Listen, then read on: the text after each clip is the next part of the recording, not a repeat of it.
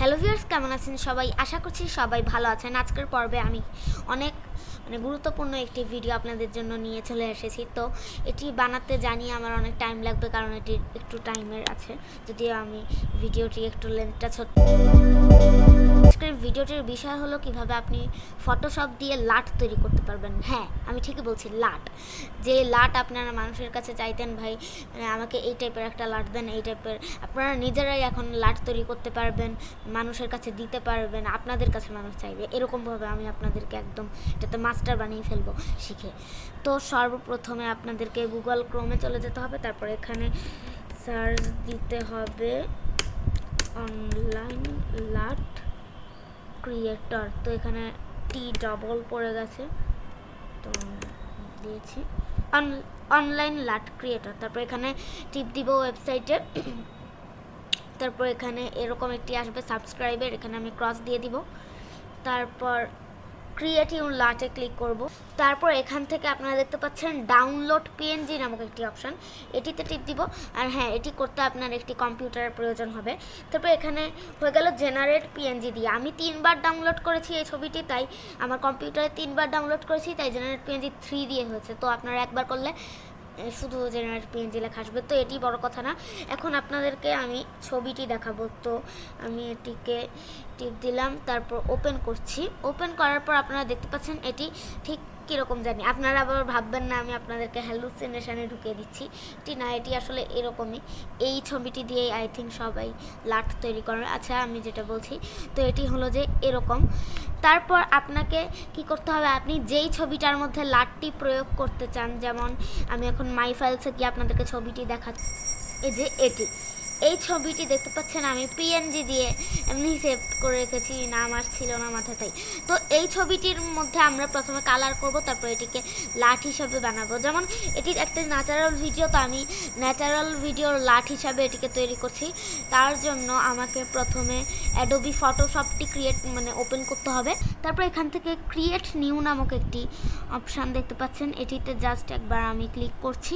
তারপর এরকম একটি চলে আসছে, এখান থেকে আপনি নাম দিয়ে দিতে পারেন, তো আমি আর নামটি দিচ্ছি না। তারপর এখানে ক্রিয়েট দিয়ে দিলাম। তারপর ক্রিয়েট দেওয়ার পর এটিতে এরকম একটি আসবে। তারপর এখানে নিচে দেখতে পাচ্ছেন একটু ডান পাশের নিচে ব্যাকগ্রাউন্ড এখানে একটি লক আইকন আছে, লক আইকনটিতে আমি টিপ দিব। আমাকে এখন যেই ছবিটি আমি ডাউনলোড করেছিলাম সেটিকে আমাকে আগে নিতে হবে। তারপরে এই যে পিএনজিটিকে, এই ছবিটিকে এনে এই যে উপরে ফটোশপের লোগোতে এনে এই যে কপিতে টিপ দিয়ে দিব, কপি একটি অপশন আসবে, এখান থেকে আমি একদম ছেড়ে দিব। তারপর এখানে দেখতে পাচ্ছেন এটি এরকম হয়ে আছে।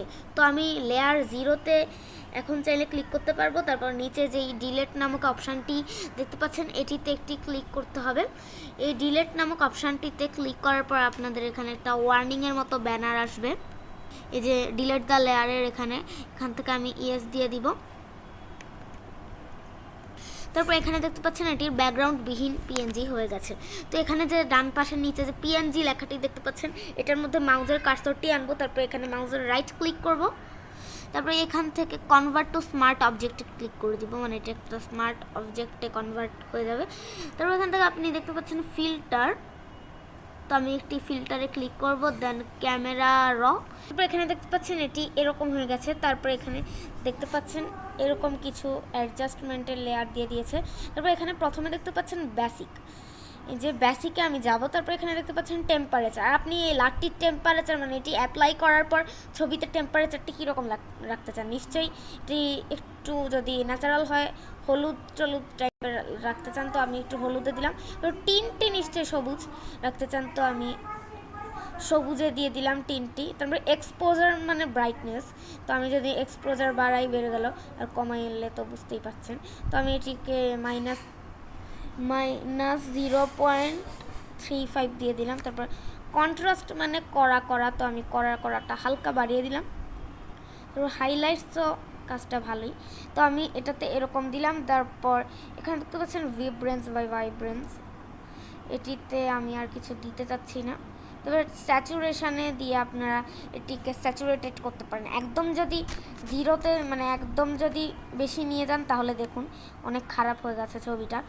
তো আমি +17 বা 17 রাখবো। তারপর আরও নিচে কিছু অপশান আছে, আমি ধীরে ধীরে সেই অপশানগুলোতে যাচ্ছি। এবার দেখতে পাচ্ছেন কালার মিক্সার, তো আমি এটিতে একটি ক্লিক করব।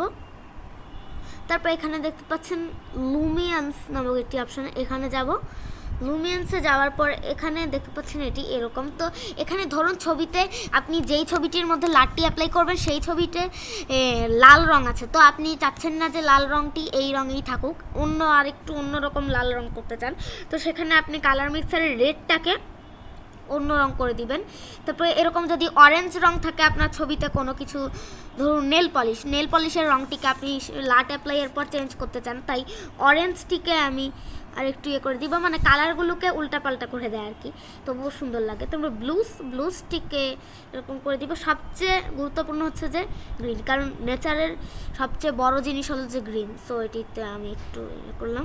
তারপর স্যাচুরেশনে যাওয়ার পর রেডসটাকে আপনারা একটু করতে পারেন, তবে আমি মনে করি গ্রিনটা বাড়িয়ে দিলে ভালো হবে। তারপর কালার গ্রেডিং, এখানে মিড টোনসটিকে আমি একটু গ্রিন রাখবো। তারপর এখানে একদম হলুদের দিকে নিয়ে যাচ্ছি, তারপর হয়ে গেছে। তারপর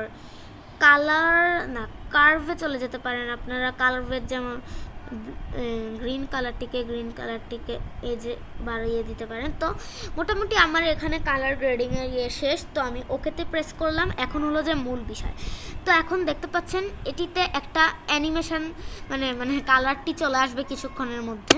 তো দেখতে পাচ্ছেন কালারটি চলে আসছে। এবার আমাকে যেটি করতে হবে, আমাকে আমার মাই ফাইলসে চলে যেতে হবে।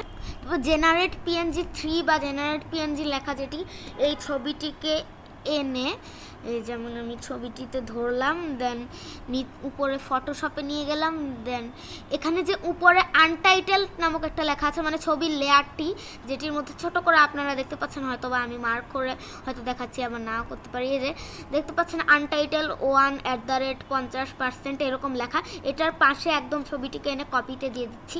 আই হোপ আপনারা দেখতে পেয়েছেন, এখন আগে না পেলেও নিশ্চয়ই এখন পেয়েছেন। তারপর দেখুন জেনারেট পিএনজিটি চলে আসছে। তারপর এখানে ডান পাশের নিচে একটু দেখুন ব্যাকগ্রাউন্ড, এটার লকটি আমি তুলে দিব। দেন এখানে মাউসের রাইটে ক্লিক করব, দেন কনভার্ট টু স্মার্ট অবজেক্টে দিব। তারপর আনটাইটেলডে আবার আগেরটাতে এই যে উপরের জেনারেট পিএনজিতে গেলে এটি, তারপর আনটাইটেলডে গেলে আপনার আগের নেচারের কালার করানো ছবিটি চলে আসবে। তারপর এখানে আমি কিবোর্ডের ভি চাপবো। তারপর ভি চাপার পর এই যে ছবিটি দেখতে পাচ্ছেন এটিকে একটু এভাবে, মানে আমার কার্সরটির দিকে আপনারা লক্ষ্য করুন, এই যে এরকম করে আমি নিচ্ছি। তারপর উপরে জেনারেট পিএনজির এখানে দিচ্ছি। তারপর যে ছবিটি এটার মধ্যে এখানে এনে বসিয়ে দিচ্ছি। তারপর এখানে দেখতে পাচ্ছেন একটু লোডিং হচ্ছে, কারণ আমি এটির মধ্যে বসিয়েছি। তারপর দেখতে পাচ্ছেন এটি এরকম হয়ে গেছে। এবার একটু ডান পাশের নিচের এই লেয়ারগুলোতে ক্লিক করুন, মানে একটু লক্ষ্য করুন, এখানে দেখতে পাচ্ছেন পিএনজির পাশে একটা মোশন বা ফিল্টারের একটি 2টা সার্কেল দেওয়া চিহ্ন, একটু মোশন টাইপের। এটিকে এনে আমাকে লেয়ার 0 যে ছবিটির পাশে একটু ডকুমেন্ট টাইপের একটা চিহ্ন আছে, এটির মধ্যে এনে আমাকে বসিয়ে দিতে হবে। তারপর আপনার যে ন্যাচারাল ভিডিওটা, এটাকে আপনি এবার ডিলিট করে দিবেন।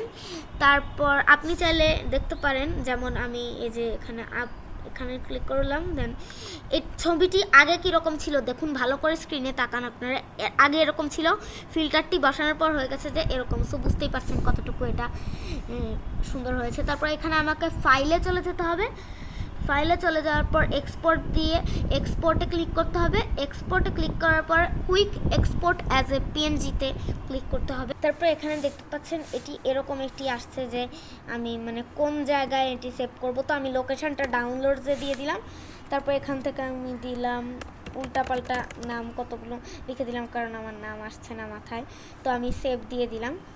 সেভ দিয়ে দেওয়ার পরে আমি জানি এটি সেভ হয়ে গেছে। তারপর আপনাকে আবার গুগল ক্রোমে চলে আসতে হবে, এটিতে আসলাম। তো এখান থেকে আপনাকে আপলোড এডিটেড পিএনজিতে প্রথমে ক্লিক করতে হবে। তারপর আপনার যে ছবিটি এডিট করলেন সেটির নামটি দেখে এটিতে ডবল ক্লিক করতে হবে।